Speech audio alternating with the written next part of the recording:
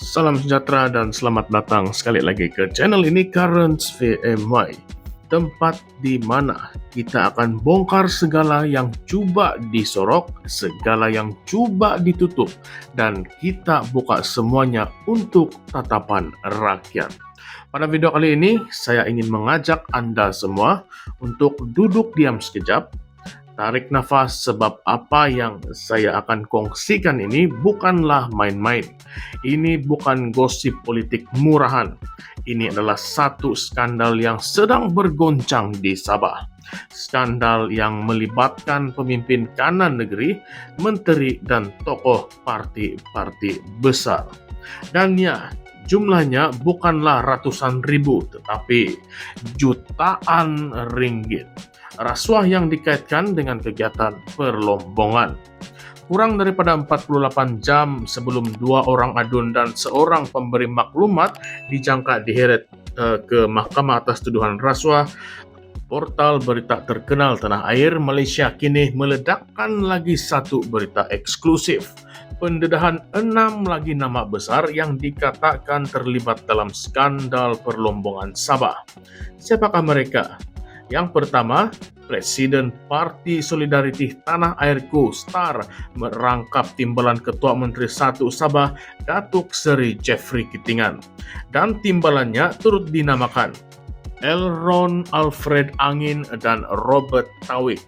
Dari PBS pula 3 nama besar, Dr. Joachim Gunsalam yang juga timbalan Ketua Menteri 2 bekas Presiden Parti Dr. Maximus Ongkili dan timbalannya Jahid Jahim. Bunyinya sudah cukup menggoncangkan, tetapi yang lebih mengejutkan ialah jumlah wang yang didakwa terlibat. Menurut sumber yang enggan dinamakan kepada Malaysia kini, keseluruhan transaksi yang melibatkan 6 orang ini sahaja sudah mencecah hampir 4 juta ringgit. Lebih tepat, 3,96 juta ringgit. Gila kan? Jumlah ini tidak termasuk lagi kes-kes yang telah terbongkar ataupun yang sedang dibongkar sebelum ini. Sekarang, mari kita bincang satu-satu. Jeffrey Kitingan dikatakan menerima jumlah paling tinggi, yaitu 1,78 juta ringgit. Joachim Gunsalam pula didakwa menerima 600 ribu ringgit. Bila wartawan bertanya kepada dia hanya jawab ringkas. Katanya, biar SPRM jalankan tugas mereka. No denial, no clarification. Kita sebagai rakyat coba fikir, kenapa dia tidak terus nafikan? Kalau dia tidak bersalah, reaksi pertama biasanya menafikan. Betul atau tidak? Jadi dalam kes ini, apa kata Anda? Kemudian kita ada Elron, Menteri Belia dan Sukan Negeri, dikatakan menerima 530 ribu ringgit. Robert Tawik pula, pembantu Menteri Kerja Raya, 300 ribu ringgit. Jahid Jahim, Menteri Pembangunan Luar Bandar Negeri Sabah, dikatakan menerima 150 ribu ringgit. Dan nama yang terakhir, Dr. Maximus Ongkili, muncul dalam satu tangkapan screen ataupun screenshot yang menunjukkan kononnya wujud perbualan melibatkan bayaran 600 ribu ringgit. Tetapi dalam tangkapan screen itu ataupun dalam screenshot itu ada individu ketiga yang masih lagi belum dikenal pasti. Malangnya, Malaysia kini tidak diberi kebenaran untuk menyiarkan rakaman video yang mereka lihat. Tetapi menurut sumber, bukan hanya rakaman WhatsApp ataupun rakaman video sahaja yang ada. Dokumen, message WhatsApp, dan tangkapan screen ataupun screenshot pun turut wujud sebagai bahan sokongan. Sekarang ini kita kena tanya, kalau bukti sudah ada, kenapa belum lagi semua ini didakwa? Untuk rekod, ini bukanlah pertama kali isu ini dibangkitkan. Sejak November tahun lepas, beberapa rakaman video dan dokumen telah mulai tersebar. Dan antara nama-nama yang muncul ketika itu termasuklah timbalan Presiden Parti Gagasan Rakyat Sabah, Masidi Manjun, yang juga Ketua Menteri Keuangan Sabah. Kita juga ada Syahelmi Yahya, timbalan Ketua Menteri 3, nama Arifin Arif pun muncul, Menteri Sains Teknologi dan Inovasi Negeri. Dan yang kebetulan juga merupakan menantu kepada yang dipertua negeri Sabah, Tun Musa Aman. Dan jangan lupa nama-nama lain seperti Andi Suryandi, Yusuf Yaakob, pengerusi Khazanah Sabah, Rubin Balang, pengerusi Perbadanan Pembangunan Ekonomi Sabah, Arsad Bistari, dan juga Masiung Banah. Kesemua mereka ini mempunyai jawatan penting dan kekuatan politik masing-masing. Bila kita himpunkan semua ini, jumlah mereka yang terpalit dengan skandal ini sudah pun ataupun telah pun mencecah 15 orang. Ya, 15, termasuklah Speaker Dewan Undangan Negeri sendiri, Datuk Kazim Yahya.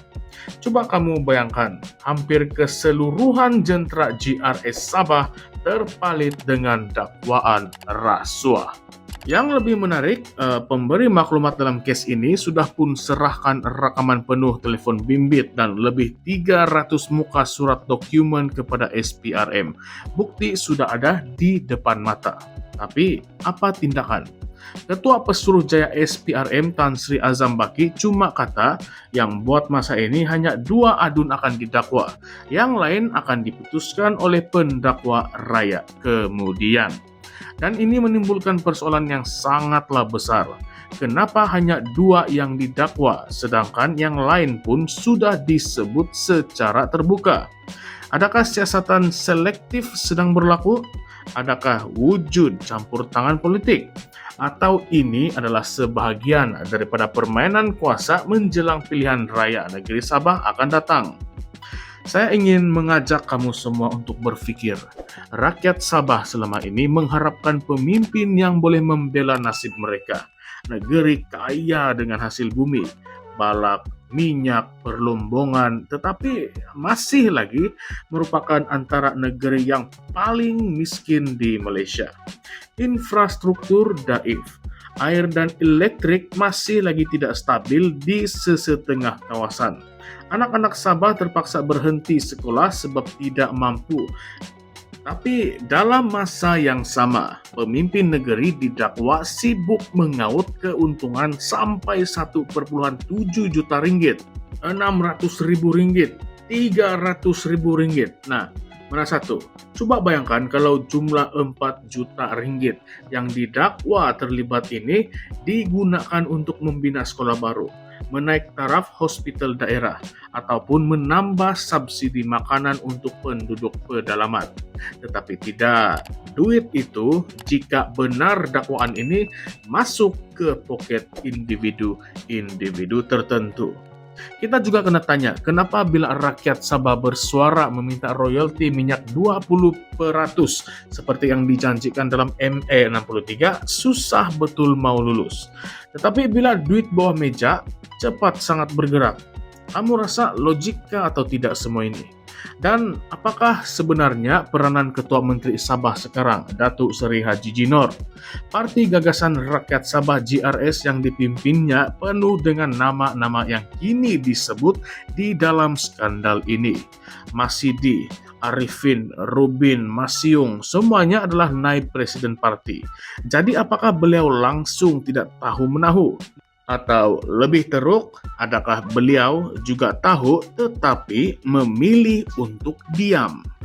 Rakyat Sabah berhak tahu. Ini bukan lagi soal parti, ini adalah soal marwah dan integriti negeri. Kalau benar semua ini berlaku, ia merupakan pengkhianatan terhadap amanah rakyat. Sekarang saya ingin melontarkan soalan kepada kamu semua. Adakah ini satu konspirasi politik menjelang PRN Sabah ke-17? Adakah ini cara untuk menjatuhkan tokoh-tokoh tertentu dalam GRS bagi memberi laluan kepada kuasa baru? Atau ini benar-benar tindakan bersih dari SPRM yang akhirnya sedang melaksanakan tugasnya tanpa kompromi?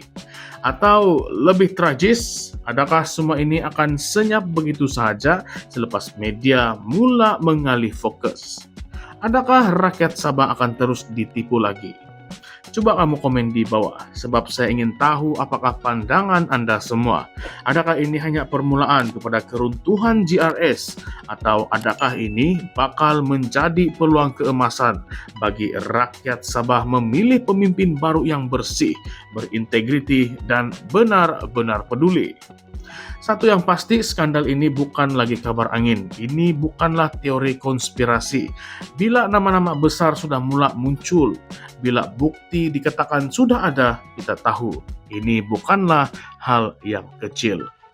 Dan seperti biasa, kami di channel ini, Currents VMY, tidak akan berhenti di sini. Kita akan terus pantau, terus bongkar, dan terus tanya soalan-soalan yang orang lain mungkin takut mau tanya. Jadi kalau kamu suka konten macam ini, jangan lupa untuk tekan like, share kepada kawan-kawan, yang paling penting subscribe ke channel ini. Lagi ramai kita bersuara, lagi susah mereka mau tutup cerita ini. Terima kasih karena sudi luangkan masa bersama-sama kami. Sampai kita jumpa lagi. Teruskan berpikir, teruskan bertanya, dan jangan biarkan mereka menipu kita lagi. Currents VMY, disinilah kebenaran tidak boleh disembunyikan. Salam sejahtera, salam perjuangan, salam reformasi. Sekian saja semua. Terima kasih.